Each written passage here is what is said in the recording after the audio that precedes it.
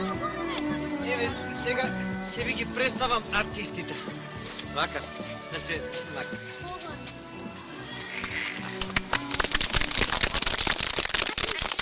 Ова е... Јас сум Билјан. Билјан. А ова е... Јас сум Дејан. Дејан. А шиштет, мола книгата? Вака велим. Не ќе постоеше Зоки Поки ако не постоеше оваа Лидија. Оваа Лидија што мене ми е до колена, нели? А има очи како џамли.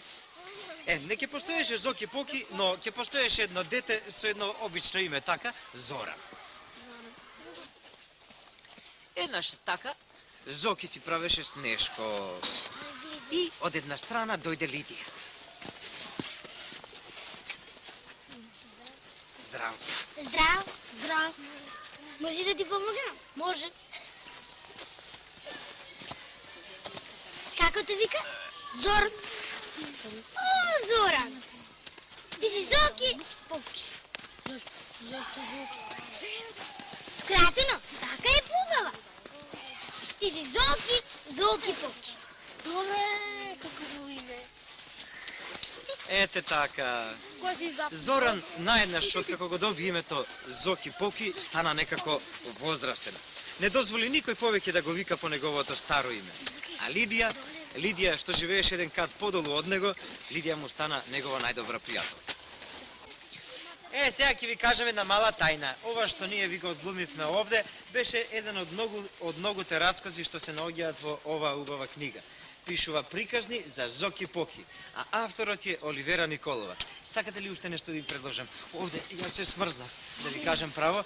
Ајде да одиме некаде на топло и јас лично ќе ве запознам со тетка Оливера Николова. Сакате ли? Полека во ред.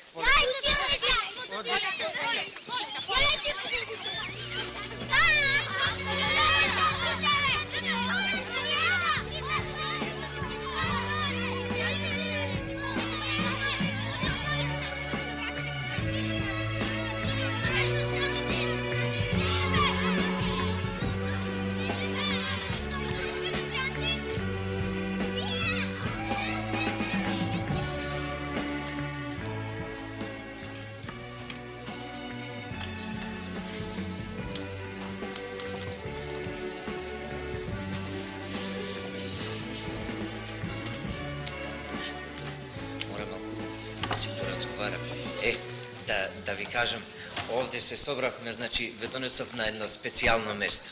Ние си игравме таму во школскиот двор, ама беше многу студено.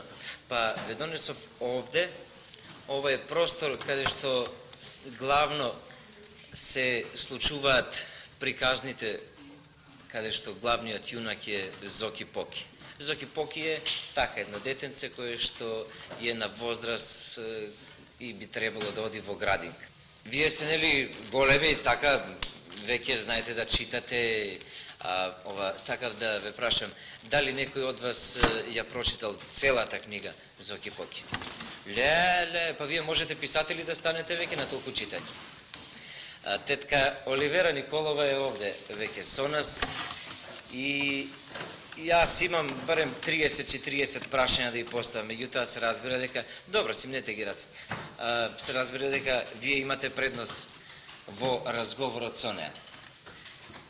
Кој би сакал да ја постави некое многу важно прашање? Ајде ти, например.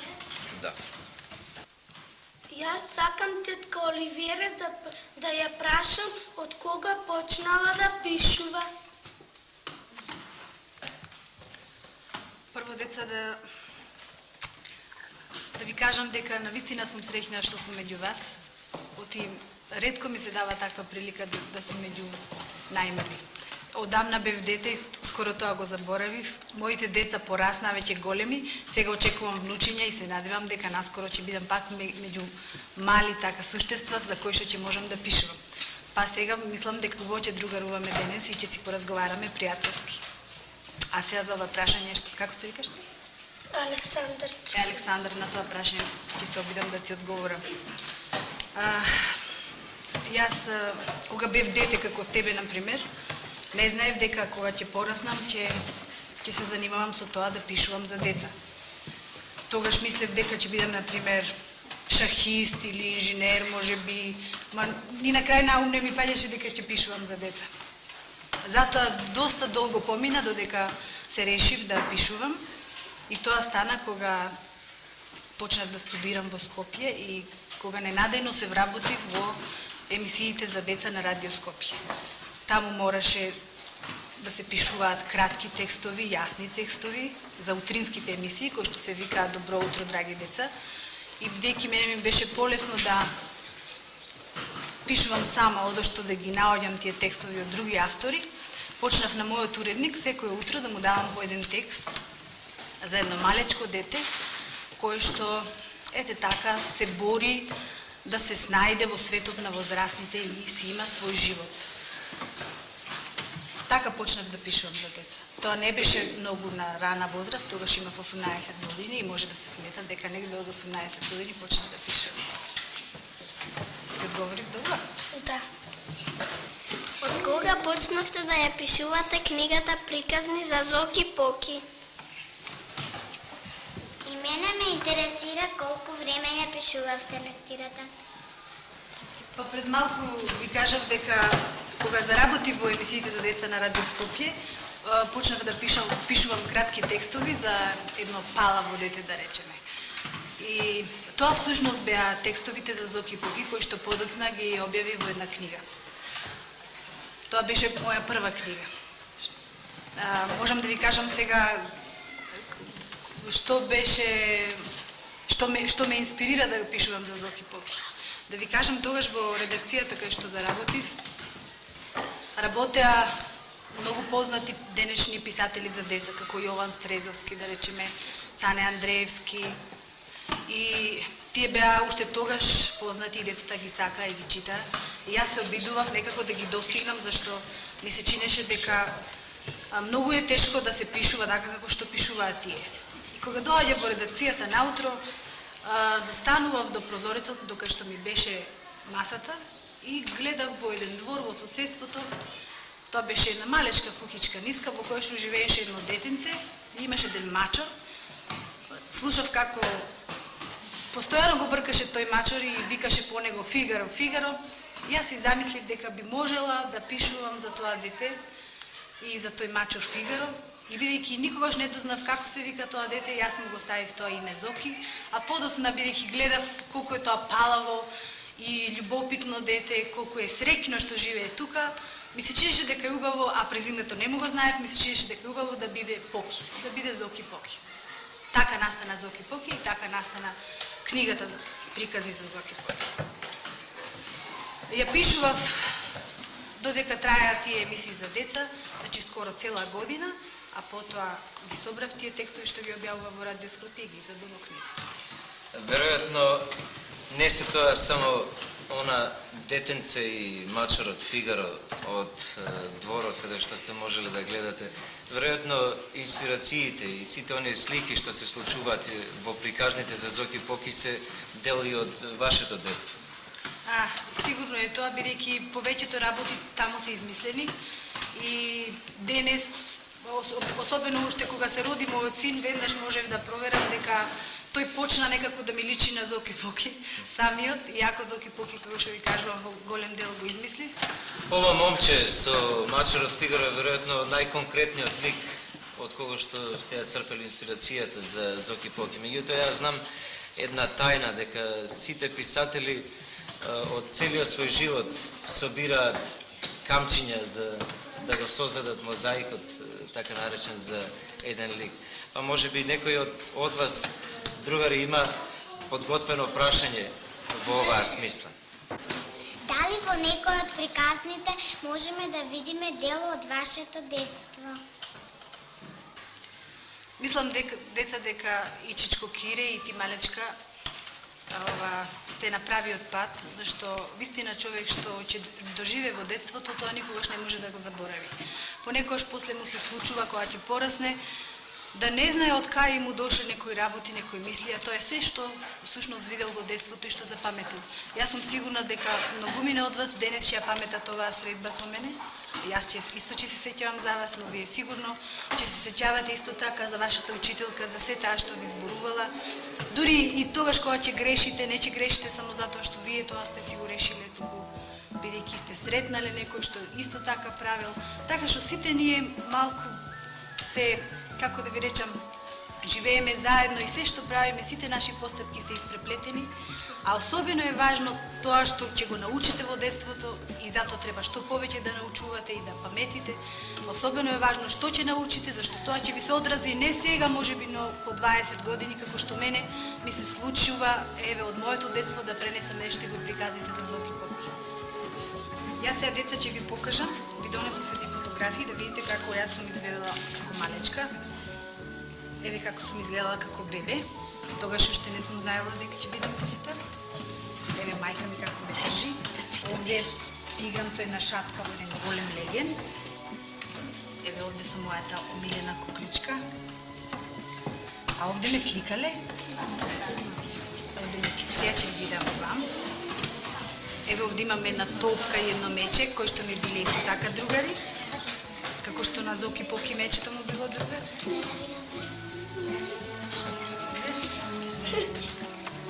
Смешна сум, смешна, па да. А се сеќава ли некој, знае ли напамет да ни раскаже некој дел од приказните за Зоки Поки?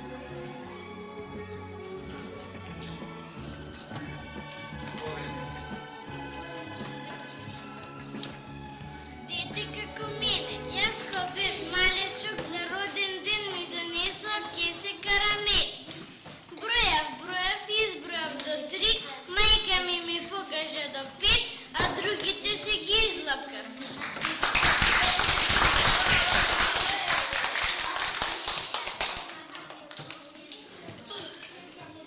Чичко Кирчо, и јас имам нешто да кажам. Тоа е приказка некоја веројатно Да. раскаже. Една приказна да разказвам. Еднаш така мајка ми направи убави колачи. Неколку ми даде, а другите ги скри. Онака за гости. Кога дојдоа гостите, јас седнав до нив и јадев повеќе од нив.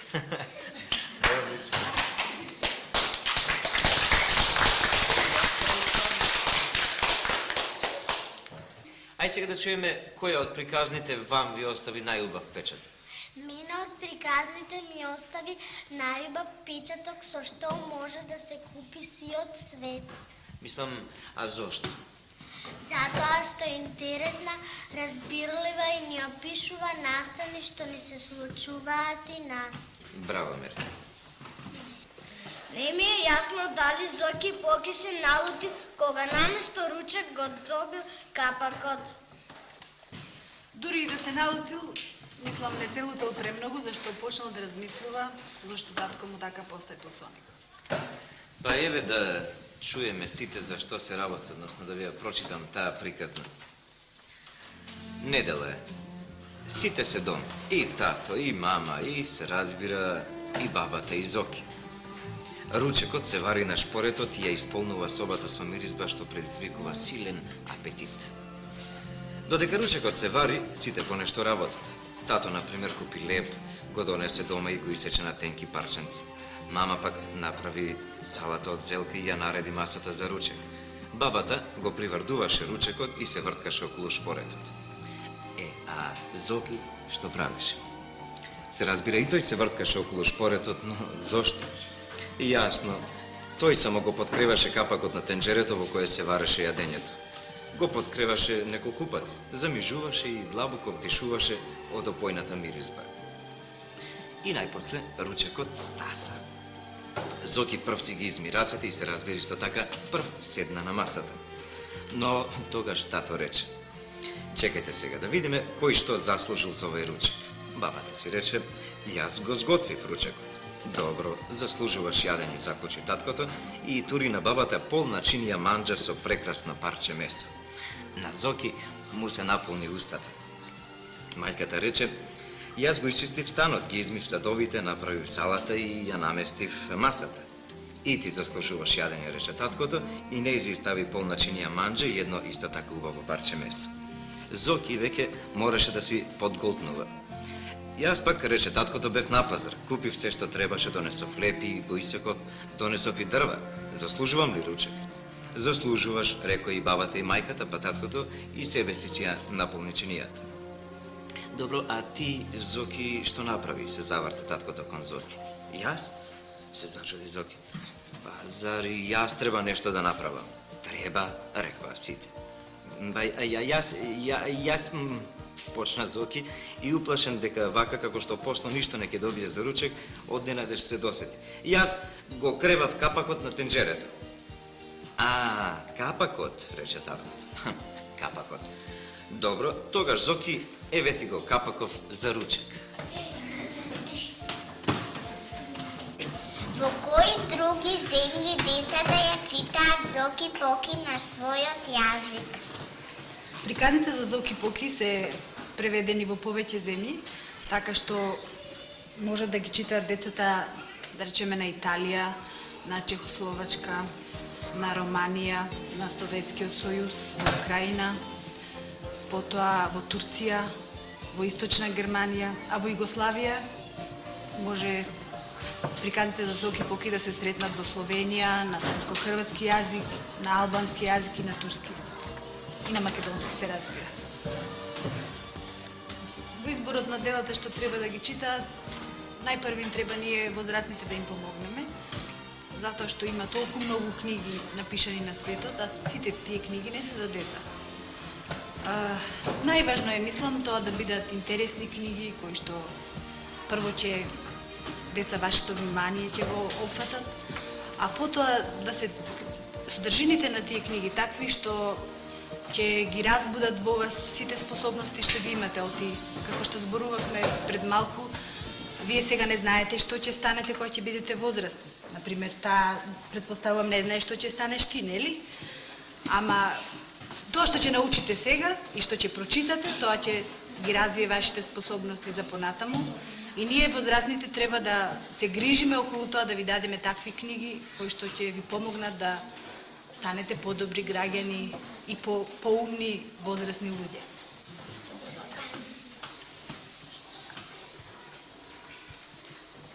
Јас слушнав дека сите сте вие одлични ученици. Четворки нема. Па, може би дилемата за тоа како да се одлучиме е малку поголема, меѓутоа сепак би предложил 5 мината, машки или женски, да ги одбереме да појдеме кај тетка Оливера Николова дома и да се запознаеме со просторот каде што таа работи и ги пишува сите овие приказки за вас.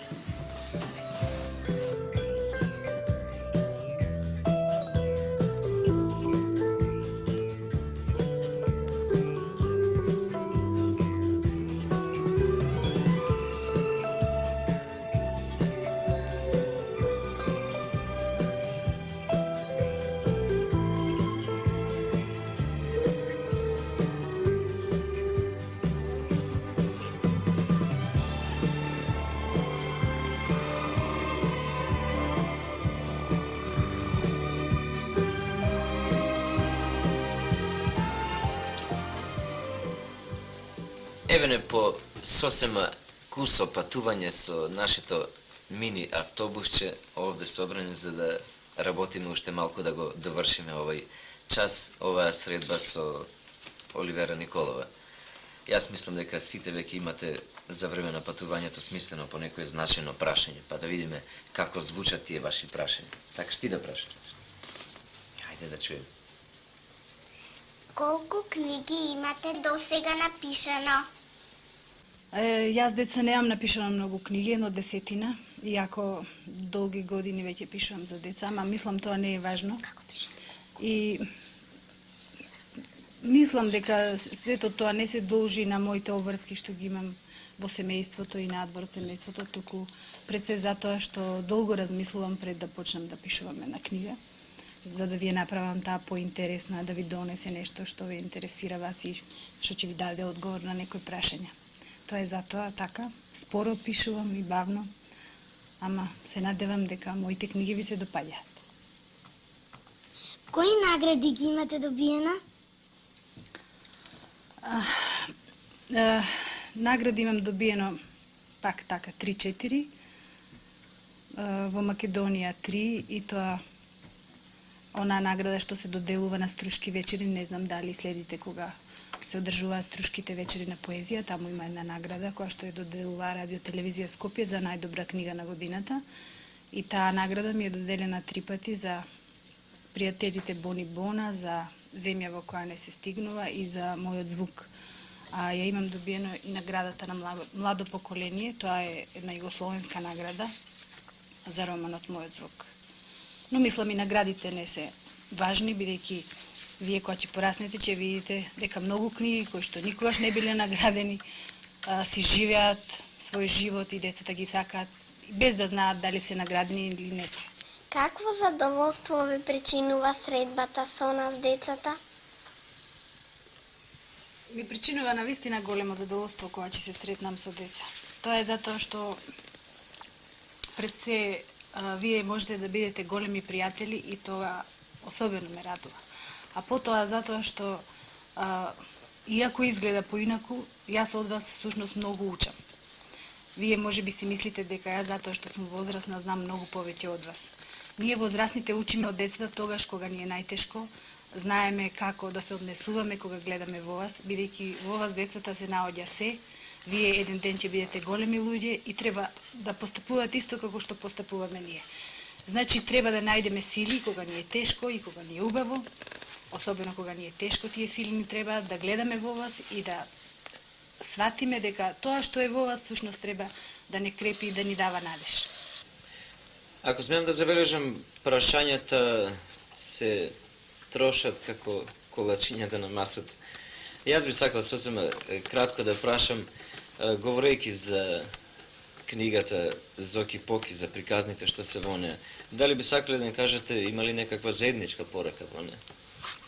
Па заедничката порака би било тоа дека возрастните всушност со голема љубов и внимание го следат растењето на децата и дека ги разбираат нивните постапки независно какви се тие. Бидејќи, како што се надевам децата забележале читајќи ги приказните за Зоки Поки, Зоки Поки е опишан така. Сите негови недостатоци и убави особини се опишани со љубов и со големо разбирање. Па тоа всушност сакав да им кажам на децата, дека и нивните родители, а сите возрастни, нивното растење го следиме така, со љубов и со радост.